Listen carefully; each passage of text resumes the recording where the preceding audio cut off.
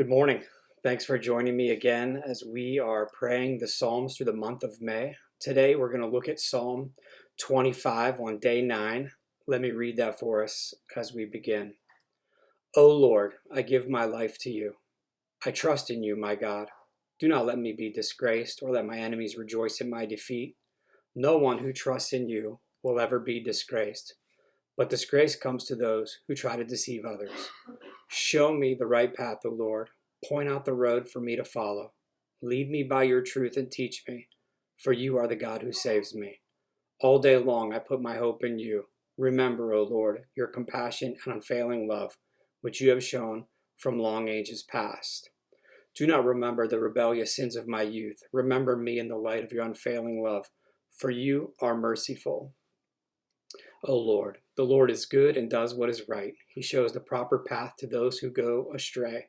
He leads the humble in doing right, teaching them his way. The Lord leads with unfailing love and faithfulness all who keep his covenant and obey his demands. For the honor of your name, O Lord, forgive my many, many sins. Who are those who fear the Lord? He will show them the path they should choose. They will live in prosperity, and their children will inherit the land. The Lord is a friend to those who fear him. He teaches them his covenant. My eyes are always on the Lord, for he rescues me from the traps of my enemies. Turn to me and have mercy, for I am alone and in deep distress. My problems go from bad to worse. Oh, save me from them all. Feel my pain and see my trouble. Forgive all my sins. See how many enemies I have and how viciously they hate me. Protect me. Rescue my life from them. Do not let me be disgraced, for in you I take refuge. My integrity and honesty protect me, for I put my hope in you. O God, ransom Israel from all of its troubles. This is an interesting psalm. It's a little bit longer than some of the ones we've done already.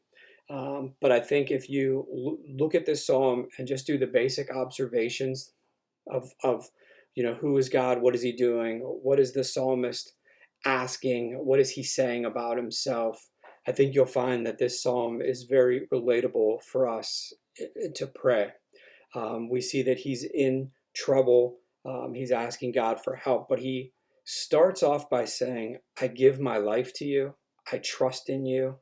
And he ends it with, I put my hope in you.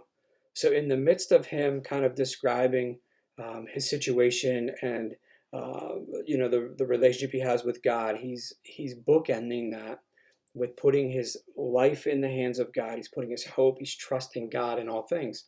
And I think that's a good way for us to pray, is to remember who God is on both sides of our prayers.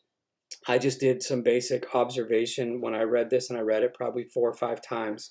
The word that jumped off the page to me, and you'll see it multiple times, and maybe it did for you, but 4 times in this translation, is the word disgraced. We see it in the first couple of verses and then again at the end. And I just did a word study briefly looking up what that word would mean in this context and setting. And the word translates to ashamed, to not be ashamed. Just a dictionary search of ashamed, just to get a definition. We're talking about being embarrassed or guilty because of one's own actions. And he's asking God at the beginning to not let me be ashamed or embarrassed. Help me. No one who trusts in you will ever be ashamed or embarrassed for their own actions. But disgrace comes to those who try to deceive others. So the word disgrace, I thought, was interesting in here, kind of weaved in the beginning and then again at the end. But really, what made an impact for me in this psalm was just looking at what he says about God. He says God is merciful, God is compassionate, God is good, he's faithful, God forgives, God rescues, God's a friend, God teaches. Now, look at what he asks God to do. If you just go through and kind of take the I statements out of this text, he says this. He says, show me, lead me, teach me, turn to me, save me, forgive me, protect me, rescue me. And how often in our prayers are we praying for God to show us, to lead us, to teach us, to turn to us, to save us, to forgive us, to protect us, to rescue us?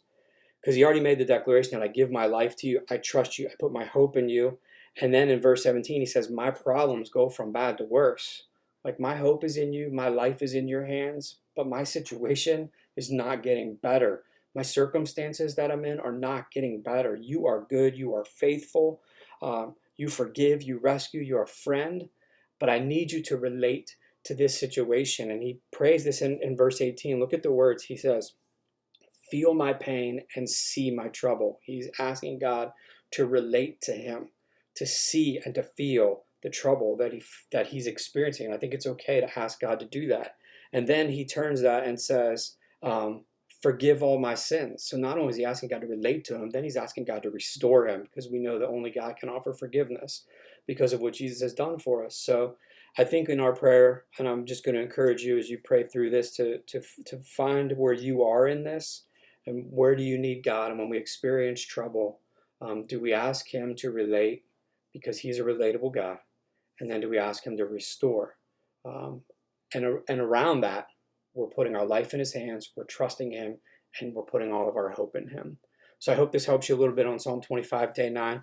I look forward to seeing you tomorrow morning. I will see you then. Have a great day.